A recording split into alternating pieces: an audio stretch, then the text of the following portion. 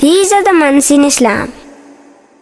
Muharram, Safar, Rabi'ul Awwal, Rabi'ul Thani. These are the months in Islam. Jumad al-Ula, Jumad al-Ukhra, Rajab and Shaban. Ramadan, Ramadan, Ramadan and Shawwal. Dhul Qa'dah and Dhul Hijjah. These are the months in Islam.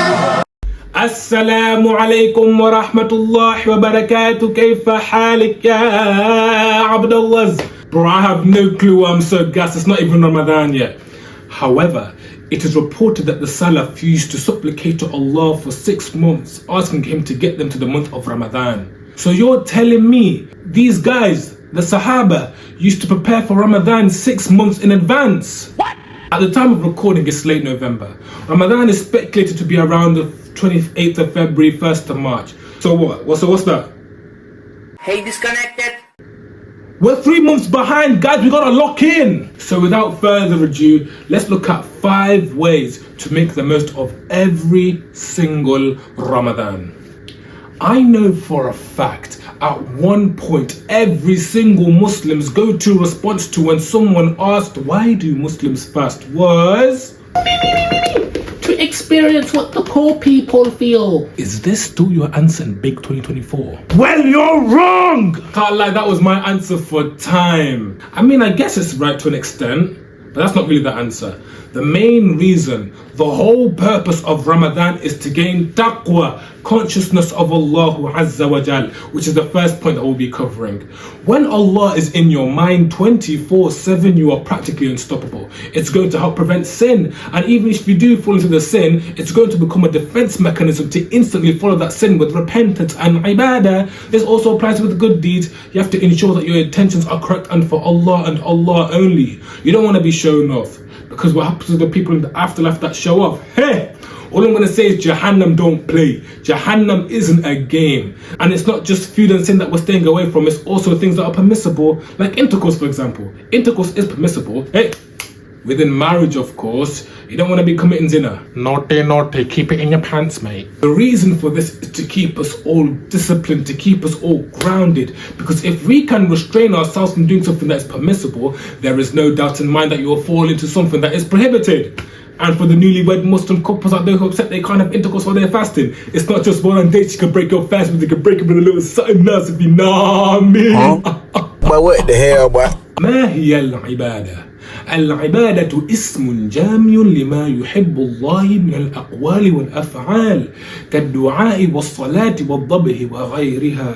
Oh, it's still in the dome. I still remember it. I really want to know about these 4 other questions that we had back in Madrasa. We used to do it in the community center. What do you know about Ustad Abdul? What do you know about Ustad Abdul? My flipping brother, my slime.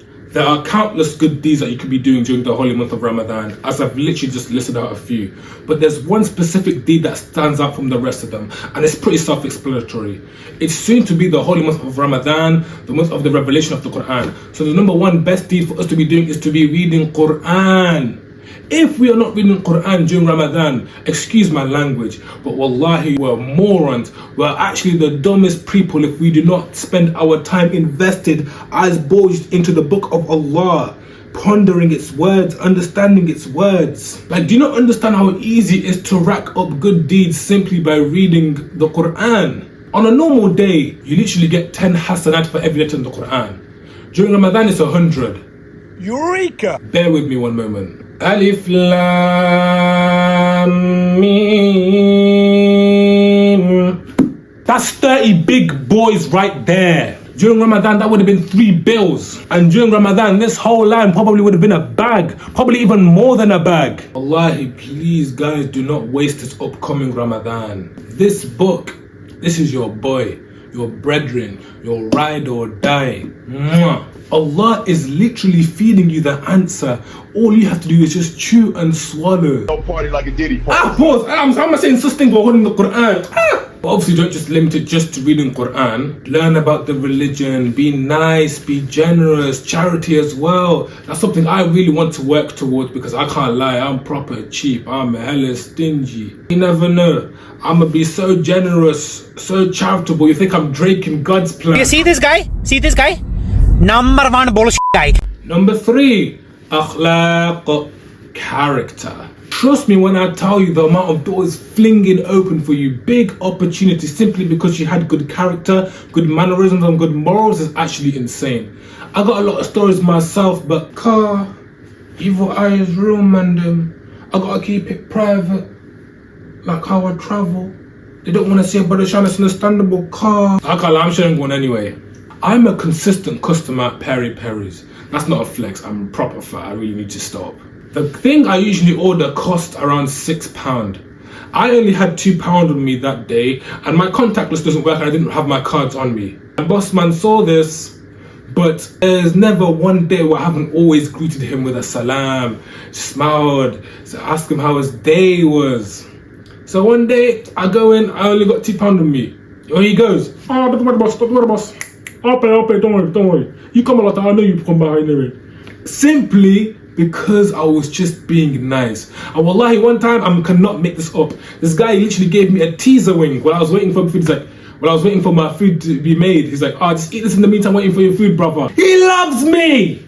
I'm gonna get off topic, possibly going into a tangent, but I put character way above looks, especially within marriage. If your main reason to why you got with someone is because they look good, it can be a reason, but if it's a main reason, my brother, my sister, divorce. Because guess what? Looks fade. A few years down the line, they're gonna look like a boss. I know I'm not Leng, I know I'm not a good looking guy, but I've got Vim, which means I'll always be him. Character is just so looked down upon that you can be the most knowledgeable person, but if you're rude, who's gonna listen to you? How are you gonna give that way if you're not being nice and generous? It's a shame that some people like that actually exist. They have all of this knowledge, so much wisdom, but you're just so rude and mean to people. How are you going to bring people to the fold of Islam and you're even a bit booky? So yes, akhlaq is something to really be worked on. This is important, don't get me wrong, but without this and this, you are nothing. Number 4, habits. As we know, during Ramadan, Shaitan's locked in pen. But after that 1 month, it's gonna be fresh home, yeah? Daily offender, crazy stender. When this guy's out, he's going to go back to his life mission to turn mu'mins into kafirs, and we have to be ready for that. One way to do that is to get rid of bad habits and bring in the good. You see, Shaitan's actually really smart, very strategical with how he gets a human to sin, and extremely patient, all for the wrong reasons though. Put the energy into some financial little joke, man. He won't just make you commit shirk, he won't just make you commit zina, he's going to take baby steps.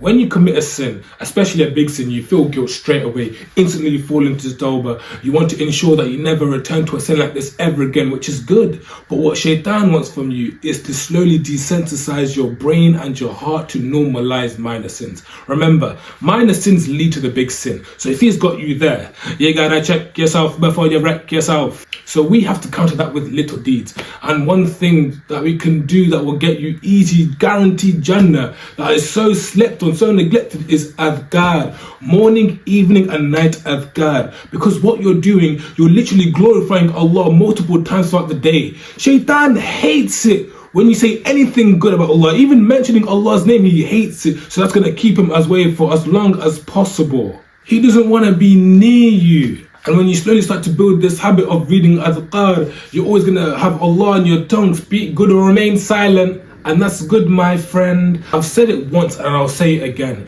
The moment you start to build a habit, things you thought that were so difficult will literally just become second nature. The 5th and final piece of advice is to challenge yourself. During Ramadan, our iman is through the roof. And why wouldn't it be? Shaitan's locked up. We do a lot more ibadah, we work on our character, we take heed of the little things, and we try our best to go the extra mile, which is good. But one thing we all lack, like a week after Eid, we start to get lazy. We start to get in a bit of a slump.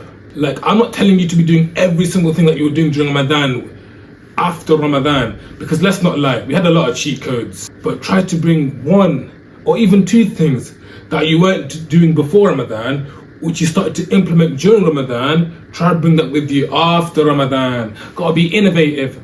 We're not be there innovative, you know what I mean? Like, not bring new halal things into your life. That's what I meant to say.